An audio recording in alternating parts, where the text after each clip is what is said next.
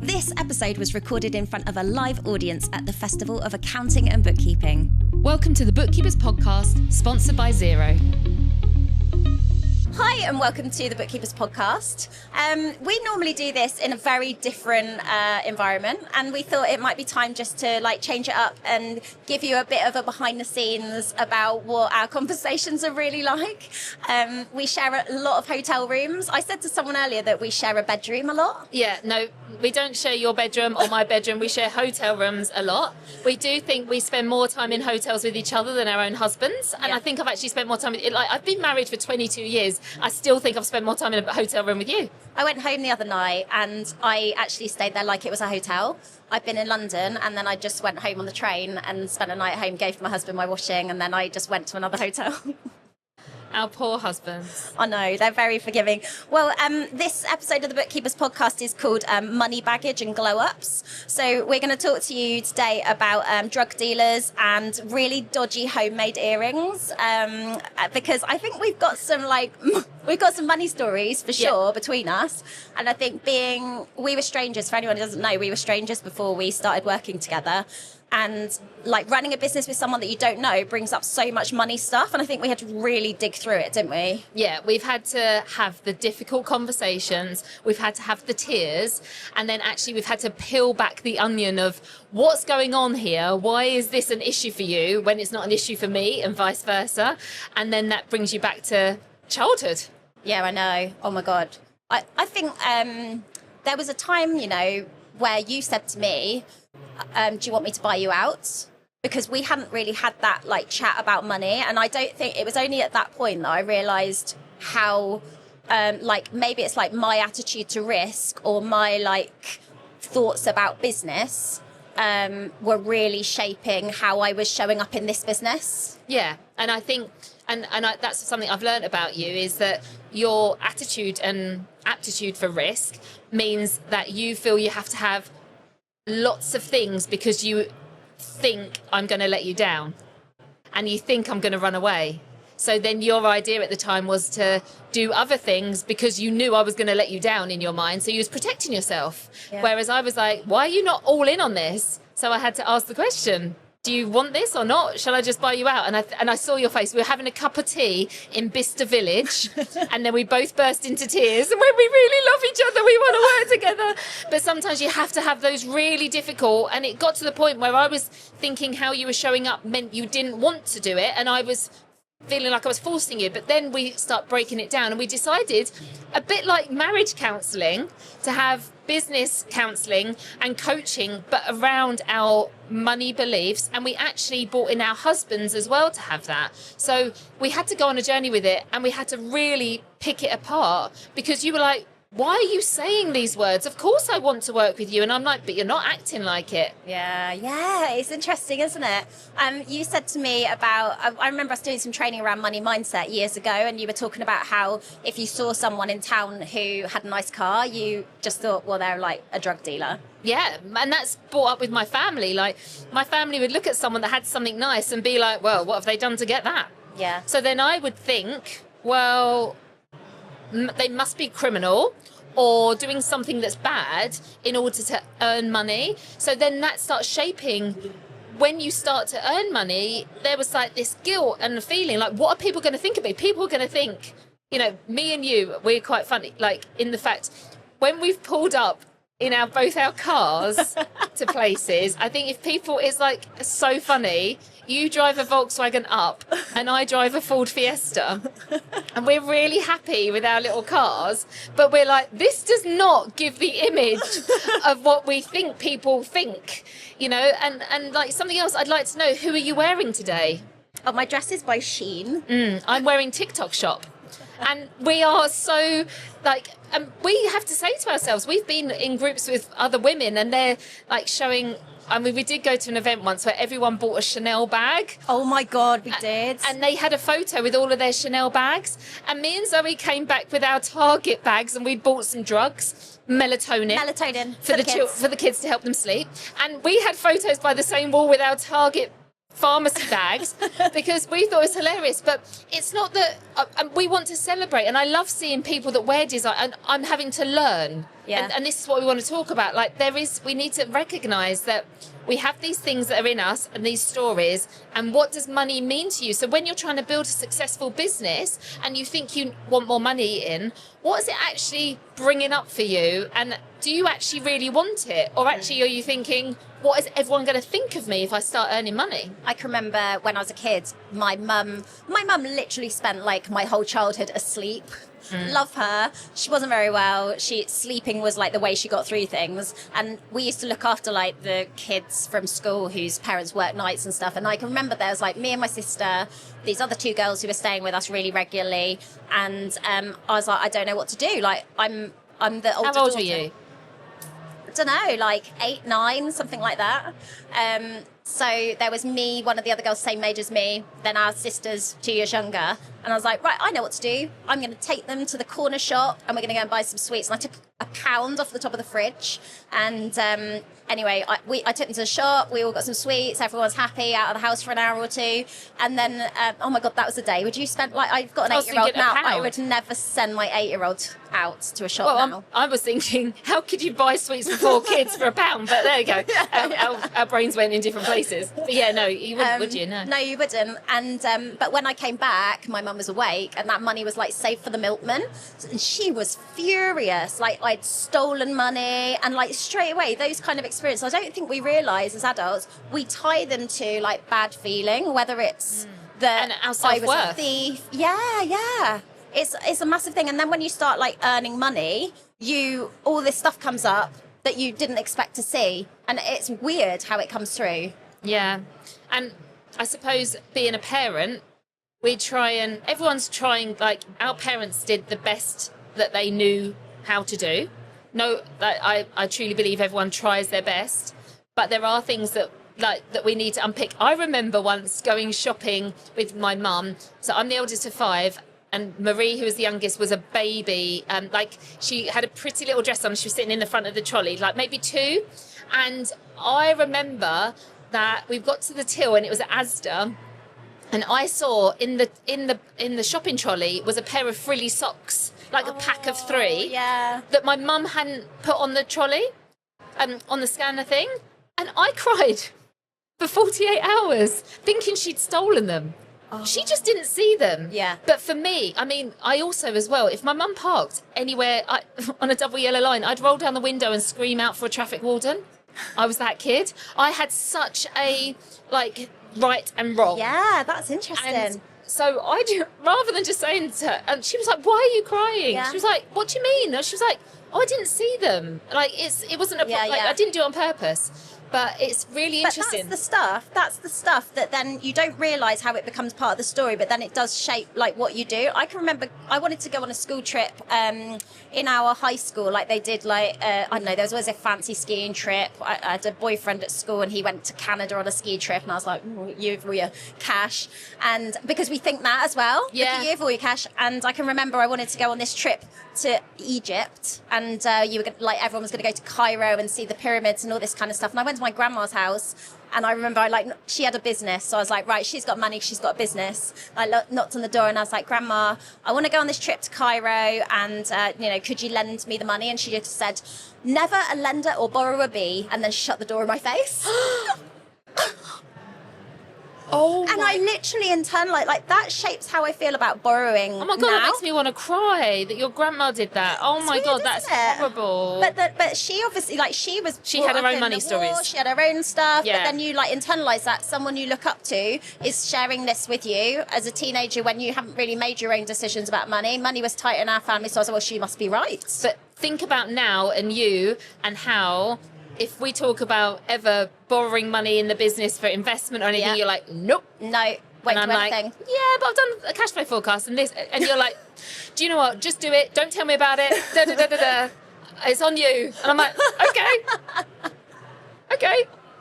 It's so interesting. It is interesting, but no wonder. That was, you said that sentence. So what was the sentence again? Never a lender or borrower be. It's like a mantra. That is literally what that is. I got a credit card recently. I haven't had a credit card for years. I used to put my credit card in the freezer. Do you know this? When I was like in my 20s and I had a house, I had a mortgage when I was really young, and I had a credit card because you just have to pay for stuff sometimes on your credit card. I didn't have enough money to make it all work out. And so I used to pay for stuff on my credit card. And so that I wouldn't use my credit card, I used to freeze it in a block of ice in a lunchbox because then you'd have to take it out the freezer. You can't put it in the microwave to defrost it because it's a credit card and it's like metal. You have to wait for the ice to defrost. And by then I would have changed my mind. I can't believe you didn't know that.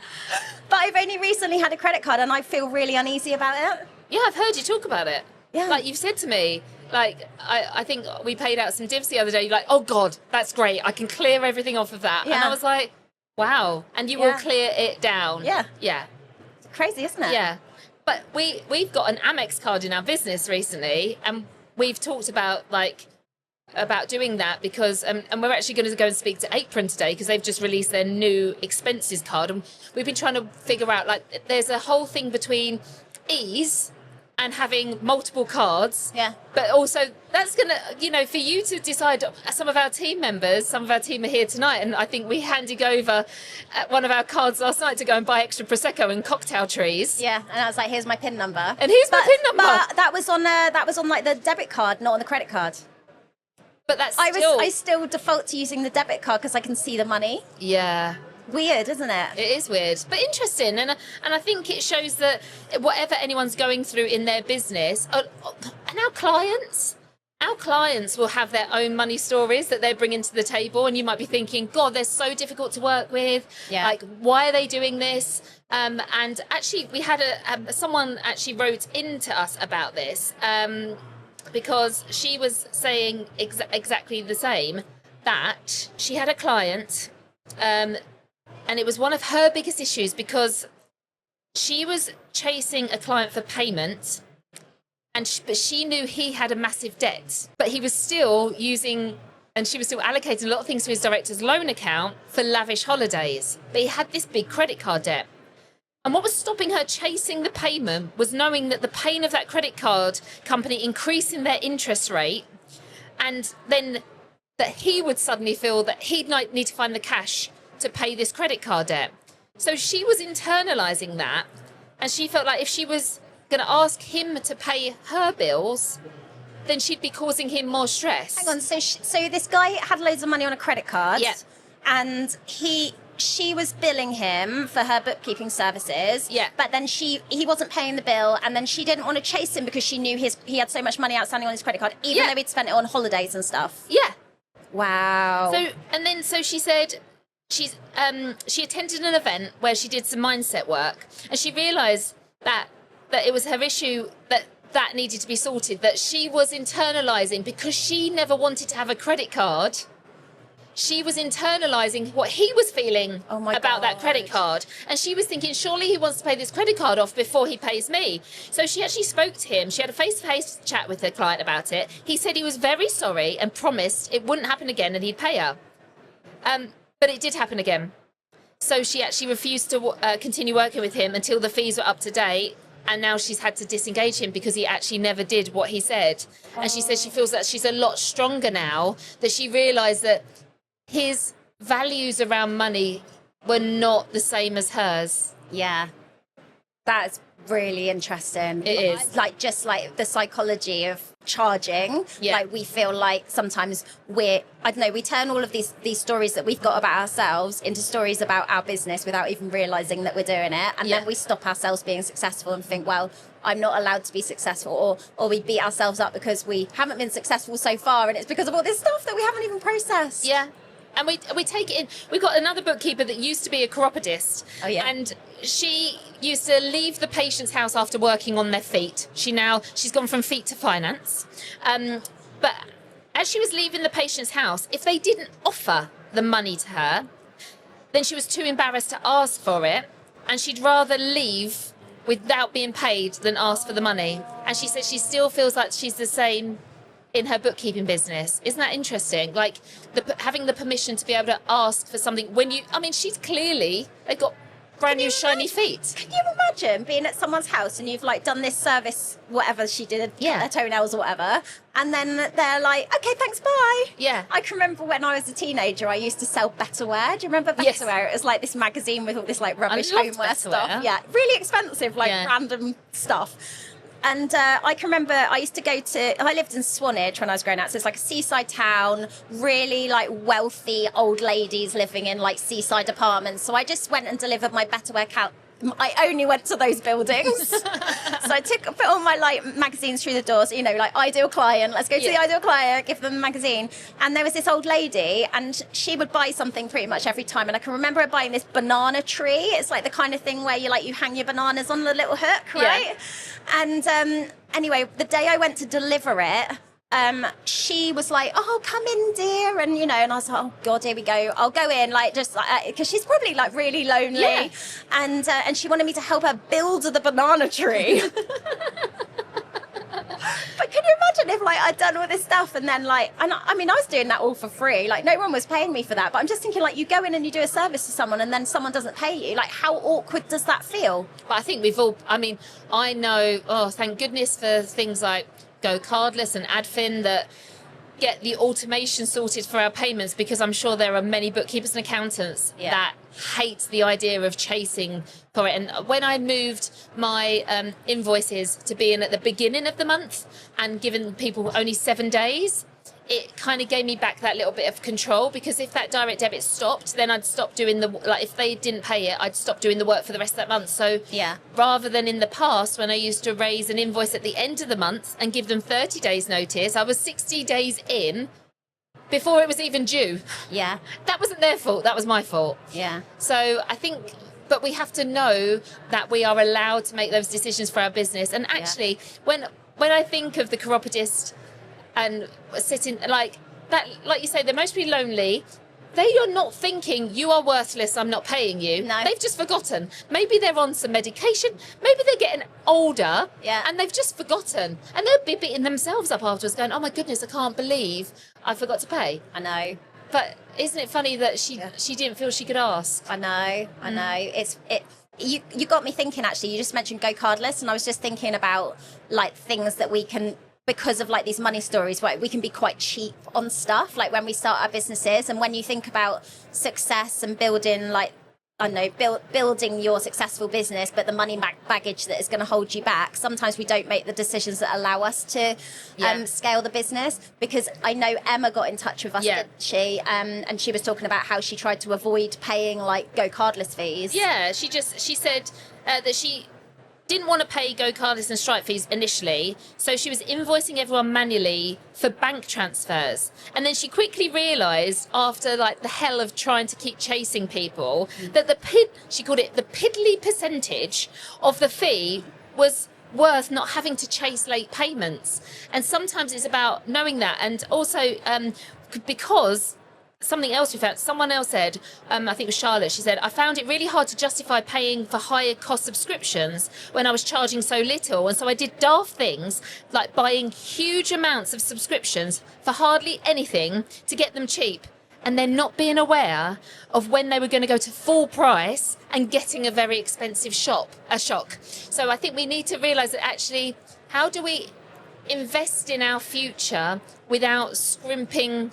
Yeah, so that we end up like, because we all know that cheap doesn't, I mean, like your dress today.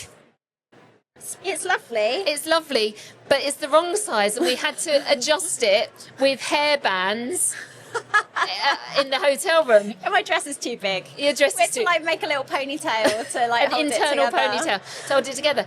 But you know that if you'd have invested money in maybe, when people call clothing a piece, you know you've spent a lot of money. I think I could have just tried it on before the event. You could have. I was thinking about like the sort of shortcuts we take when we're being cheap on stuff. And I remember I joined the NatWest Accelerator when I started my business, when I needed office space. So when it went beyond me working from home, from the kitchen table or wherever, and I had other people and I needed to make sure they had space, I needed an office, and I didn't want to like spend money on an office. And the NatWest Accelerator was a thing. It used to be called Entrepreneur Spark. I think they still run it. And they gave you free office space. I can remember like Googling, like, where can I get free office? And then this came up and I was like, great, I'm going to go and work there. It's free. But what I didn't realize is that in exchange for the freeness, you have to be like coached. And I was like, I don't want anyone telling me what to do. I know everything, because we sometimes think that, don't we? You do. And I do. And I was so resentful that I had to be in these like training sessions. Like I had the free space. Yeah. But then I don't think I even learned the lesson, because I think that's the trade-off, isn't it? Like you do something and it's like the cheaper option, but then it doesn't give you what you really needed. And then I can remember when I got actually had to get an office eventually, because I had my baby boy Wilf, and I was like really pregnant, and I was like, can I do another 6 months on NatWest Accelerator because I can have my free office space? And they're like, you could, but you're gonna really struggle with a baby here. And I was like, right, so I need an office that I can put a travel cot in so I can stick the baby in it so I can do some work. And I managed to find this office, and I can remember taking Rose, my amazing team member, with me. And I was like, right, we're going to go and see this office. And it was like £600. It was a lot of money. Like when you think about like in our community, in the Bookkeepers Collective, I know like the average client is paying about £330 a month. So I mean, a lot of my clients are a bit more than that, but it was like, I could think of it in terms of how many clients do I need to pay for this office. And I took Rose round, and like the lady was showing us in, and we went and saw this like narrow, thin it was so small, Jo. You went there. Yeah. And I took Rose in. We followed the lady who showed us around, and then there was like a door at the back where this office connected to another bigger office next door. And Rose like walked through the thin, narrow office to the door, expecting to go into the office next door. And I was like, no, that's not our one. We only get this bit. This is the bit. It was literally like a corridor. And it's really hard to start a business. So you're always making decisions like that. And I don't know how I thought I was ever going to afford the office next door. But you have to I don't think I was ready to think, this is what my next step might look like. I wasn't thinking strategically at that point. No. It's hard to see. We think of things in costs rather than investments. Yeah. And I think whenever you take on that first, I definitely, we both run our businesses from home now. Yeah. We've built businesses that feel that we don't necessarily need that cost, but we spend a lot of time in hotel rooms. I know. So I think our rental, we do a lot of traveling. Yeah. So we, you live in Wales, I live in England. Having an office between us wouldn't really work in Reading. Is that halfway point? Reading. Can you imagine the commute? But it's figuring out and being strategic and thinking, okay, how do I make this an asset and use it and make some money from this, rather than seeing it as a cost. And I think that's like when we talk to bookkeepers who so often have a problem with charging enough and earning enough in their businesses from their clients, they are thinking, or you might be thinking, I feel this is an expensive monthly fee. And then you're projecting, just like Steph was with that credit card situation, you're projecting onto your clients that you are going to be expensive. You think they think you're expensive but they've got their own money stuff, right? Yeah. How many times have we done that? If you're using software or something and the price comes up, or you calculate the price and you think, they're not going to pay that. How do you know? Yeah, you have don't know. No idea. And we like hold a mirror up to our like money mindset, and we assume they think exactly like us. And I think when that's something that I've had to learn, and just like assume, like you could just like, people might not show that they have money, but they have money as well. Like why do we literally think, I know exactly. Gosh, you remember that guy? We went to an entrepreneurs dinner the other night, and you were saying to me, I couldn't believe this guy was wearing like what was he wearing? A Dickies hoodie. Oh yeah. And like you were like, this is terrible. Well, and then he's like telling us about how he was like this multi-millionaire and he'd sold all these businesses. And I was looking at him and I was like, I had assumed he barely had a home. We do. That's me. That's my judgment. That's my judgment, which is really bad. I shouldn't be judging people. But he didn't look. And we did it like last week. We were invited by Zero to go and celebrate small business at the House of Parliament. And we went to an event there. And me and you felt like we both wore our high heels because we felt like you're going into Parliament. You need to be dressed. Dressed for the occasion. And then at the end of the event, me and you were found on the floor in the corridor putting on our trainers, and all these guys are walking past going, oh my God, what are they doing? What are they doing? I don't know why they had to cover their eyes know when they they were were. walking Oh my past. God. Oh my gosh, the shot. There's the an shot ankle. their feet. There's a toe. We're not in Victorian England. It's okay. But that's what it's like there, though. It does feel exactly the same. So that, but we had done that and felt like we had to wear high heels. Yeah, we would. You know, that conversation about the guy in the dinner. I think it's like sometimes you just got to change the room you're in. Like he maybe needed to go to the room where everyone was wearing a hoodie, but he was in the right room. Like for the business he had, he was in the right room. That was my issue. That was definitely my problem, not his. Yeah. Yeah. He was so capable and so happy and all of that. Do you know what? I think it was more, I don't know, like, you know, when you go in for a 3-course, we was in a private dining space. It was lovely. And he just looked a little bit out of it. It wasn't a problem. Yeah. I was surprised at how successful he was. But he's obviously, like, he can wear what he wants. Sometimes, though, you know, like, I can remember, like, you were saying about us dressing up for today. But I think that I sometimes thought, especially when I've had kids and I, like, put on some weight, because you do, and like your body changes and your clothes don't fit anymore. I didn't really feel like myself, or I didn't know what to wear. Like I can remember in lockdown, I had a toddler at home and a baby at home, and I was like, let's just start like making stuff with beads, making really shit earrings, like with like. I need to see these earrings. I can't believe you don't know. But like wear them on. I mean, I'd have called you out if I'd have seen you wearing like crappy artwork. They had like they were like these ones. I mean, kids love them. They're the kind of thing if you see them on eBay, the kids want to buy them.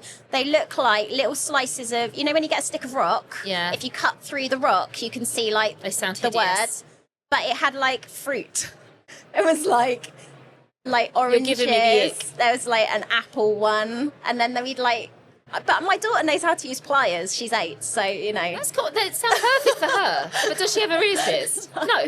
So you had to wear them. Yeah, it like became part of my style. But then I thought I've got to grow up or something. I'm learning you really like arts and crafts. At the moment, Zoe is creating for me a gelled Diamante Aperol Spritz image thing, and she started doing diamond artwork. I just Who knew? need something to do that means not being at the computer. Yeah, so I'm still waiting for it. I know, I've done about half of it. I did loads of the blue ones the other day. Nice. So I'm looking forward to it. Yeah. You know what? We've been talking so much about money and like how we make our stories about like what we are worth tied to, well, we tie stuff that's happened to us in the past to what we're allowed to do now in business, and then that then shapes what actually happens in our business, and then we get like stuck, don't we? How we so charge, much. how we price, how we invest. Yeah, and I know you had some messages from people who were talking about like what that's meant for them. Like it's just like you said, when you would see someone with a nice car, you just assume they were a drug dealer. I always thought as a kid growing up, like you see someone wearing some nice clothes and you just assume they're like stuck up. Yeah. Like, oh, well, who were they? Like, who were they dressing up for? You hear that though, don't you? Who are you dressing up for? You hear that from guys in your life sometimes. Yeah. Yeah, that you're not doing it for you. Yeah. 100%. We had someone that said, I was so desperate for clients when I started that I massively undervalued myself and would price low just to get the clients on board. I'm sure everyone's been there. Now I clearly tell clients in advance that I'm not the cheapest option, and also that we have to meet because I want to work out if I want to work with them. Otherwise, I won't be taking them on as a new client. She has a new client at the moment, an Olympian and ex-gladiator, no less, who said she was desperate to work with her. Oh, she was desperate to be liked by the bookkeeper because she really wanted to work with her, and she hoped that she had showed herself well when I interviewed her to be a client. Oh my God. What a turnaround. She interviewed her to be a client. I love that. Yeah. I love how like the power changed. Yeah. The client felt like they had to be good enough to be a client. The client hoped that she'd showed up well in the meeting and was going to be accepted to be a new client. Wow. I love that. Now, has anything actually changed in that service? Or is it just like a positioning piece and a value piece? It's not really. Charlotte was doing the same work before, but undercharging herself and going into the meeting thinking, oh, you haven't got the money, or I'm going to charge really low, and then to turn it around and say, I'm going to have a meeting with you. We're going to see if we're a good fit. Because I only take on certain types of clients. I love that. Really good. There's so much we can learn from that. Yeah. Oh, well, look, I've loved this chat today. Yeah, me too. If you've enjoyed it as well, and you've got a story you'd like to share, or if you want to hear more episodes like this, drop us an email, zoe@sixfigurebookkeeper.com, because we want to include your stories as well about building your practice. And if you're watching this on YouTube, did you know that only 21% or so of the people who are watching our YouTube channel have actually subscribed? So you can really help us out by subscribing as well. And we will see you next week for another episode of the Bookkeepers Podcast. Bye. Thank you. Bye.